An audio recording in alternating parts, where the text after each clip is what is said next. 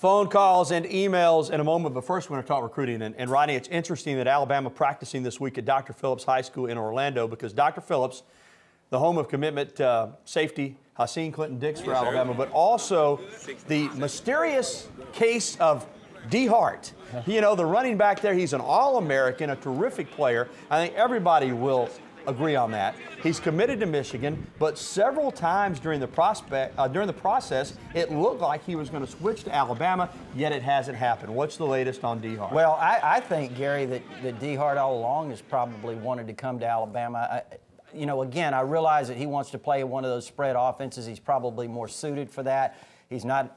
If you look at Alabama's offense, I guess most people would probably say he's not an every down back due to his size. He's about 5'9", 185, but a playmaker. I'm talking about in the mold of a Javier Arenas when he has his hands on the ball. So he's a big-time playmaker. I think Alabama could really use a guy like this in a variety of ways. And I'd love to see him end up here. And I think, you know, it's a possibility. Word is, Gary, that he was at Alabama's practice yesterday along with Haseen Clinton-Dix. So, you know, it could be interesting. We'll see what happens. You know, we've talked about several times that, you know, he can come in January. And, you know, Alabama already supposedly has 8 guys lined up to come in January. Will they have a scholarship available in January? At last word, no. But, you know, maybe something changes and something becomes available in one way or another, and D. Hart ends up at Alabama. Be interesting, though. Well, whether it's D. Hart or somebody else, I think you and I agree that Alabama needs to sign a running back practically every year, the way that they use them. Isaiah Crowell, according to many, would be the top back on Alabama's board, the outstanding senior out of Carver High School in Columbus, Georgia.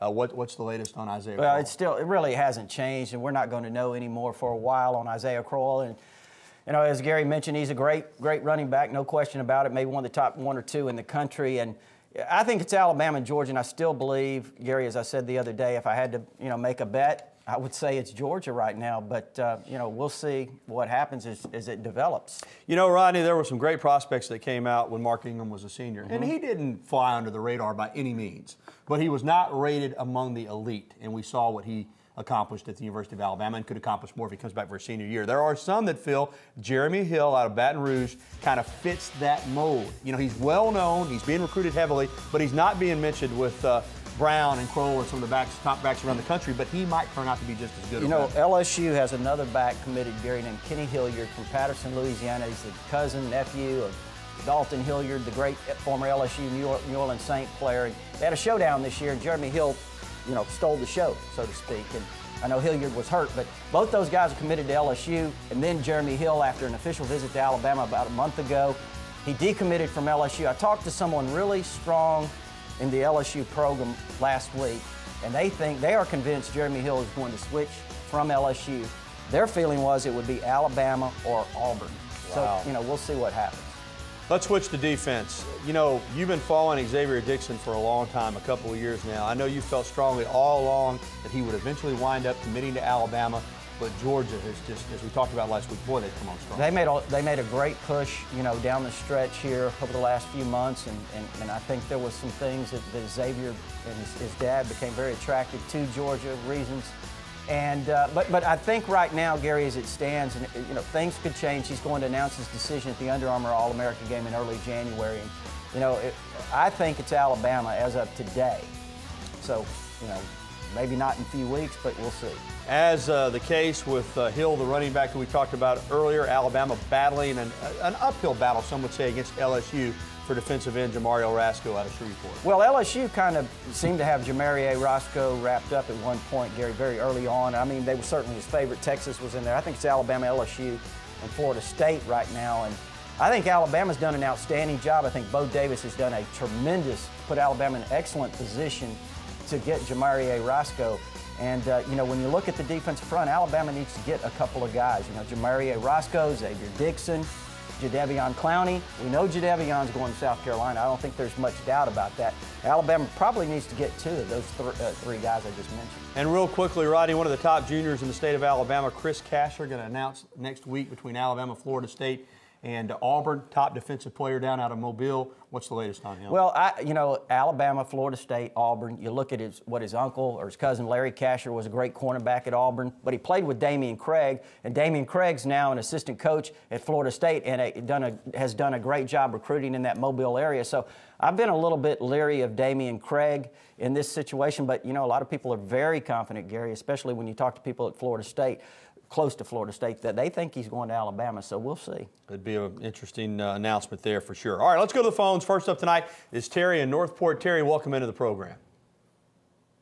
Terry, you with us? Yes. Hey, can you hear me? Yeah, go ahead, Terry. Hey, guys, thanks a lot for taking my call, and I want to wish you both a very happy New Year. Before I make this call, I want to let you know I don't mean this in a negative way. This question. I love Alabama, win, lose, or draw. My wife and I and 3 children were all alumni, and we support Alabama. Right. But I'm a little concerned about the legacy of this team. And what I mean by that is each team has a legacy. Like in 1966, the missing ring, and 72, Bama punt. We've got the 89, lost the first game at Auburn. 2000 lost the first game at the new Bryant-Denny Stadium, and now we've got 2010. They blew the largest lead in Alabama history, and Saban's 2-2 against Auburn. And since Bryant died, Alabama's 12-16 against Auburn, and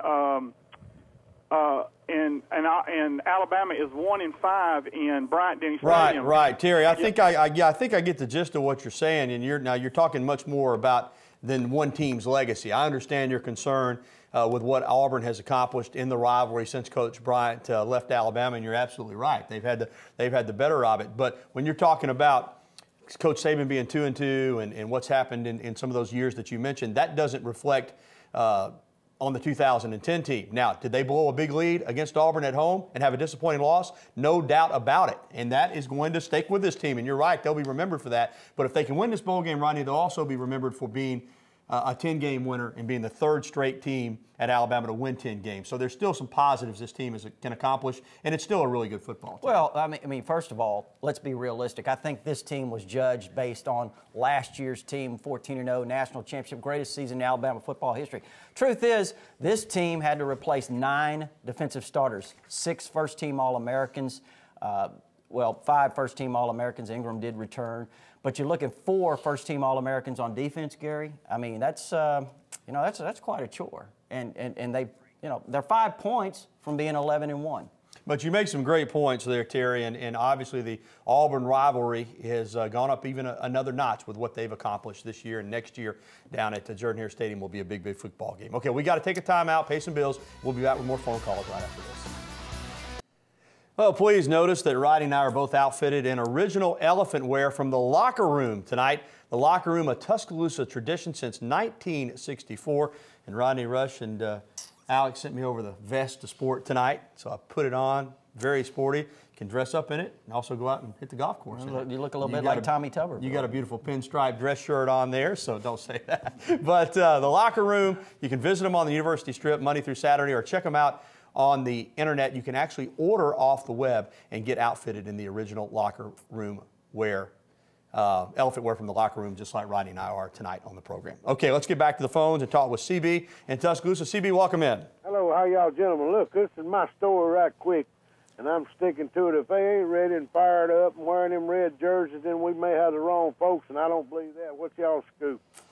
I think they're going to play hard. I think they remember what happened to them 2 years ago against Utah, and they don't want that to happen again. I don't think that'll happen. I think that this team will play, they'll come out and play. But again, we've seen it all year, almost every game. I mean, they'll play well for 30 minutes and play average for 30 minutes. I mean, so I don't know what to expect, CB. I do think that, that they'll be prepared. I think they've been prepared for every game, but how well will they play, we'll have to see. All right, real quickly, let's talk to James. James, go ahead, my friend. James, go ahead. Turn your television down. We're on the delay. You got us? James, we'll give you one more opportunity. Okay, tell you what.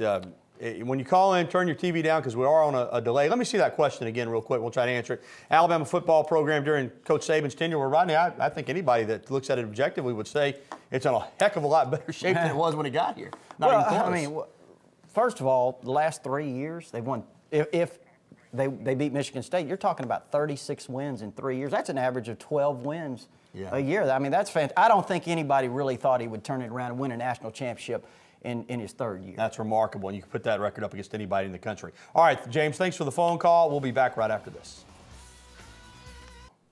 Capital One Bowl prediction time. Rodney, does the Tide win its 10th game, or does it come up short? They might. You remember back in 1994, Gary, Alabama went down and played Ohio State. Jay Barker's last game. I kind of look at this similar to that game in terms of Greg McElroy. 23-3 as a starter, has had an outstanding 2-year run, and I think it's going to be Greg McElroy, Mark Ingram, Julio Jones. Those guys are going to carry Alabama, but not by much, 24-17. Well, you know, I really felt like Alabama was going to play its best game against Auburn. Pardon me, and it started out that way. I mean, the Tide looked so good in that first quarter, but could not keep it up for 4 quarters and lost the game. This is still a talented football team, and when they play well, they can beat anybody in the country. Unfortunately for Michigan State, I think Alabama's going to play well. I think the Tide's going to win the football game 31-21. I think it'll be an extremely entertaining ball game. Make that 31-20. It should be an extremely entertaining ball game to watch. Should be a good game, but I like Alabama to get it done. But whether they win or they lose, we'll recap it for you next week on Tider Insider TV. Well, time for dinner. Tonight we're headed over to the Pottery Grill, one of our favorite places in Northport. And don't forget, if you missed any of tonight's show, you can catch it on our website, WVUATV.com. John Huddleston will have it posted later on this evening. So for Rodney Orr, our producer John Huddleston, our director Jonathan Newman, and our entire TITV crew, I'm Gary Harris saying so long, and we'll see you again next week.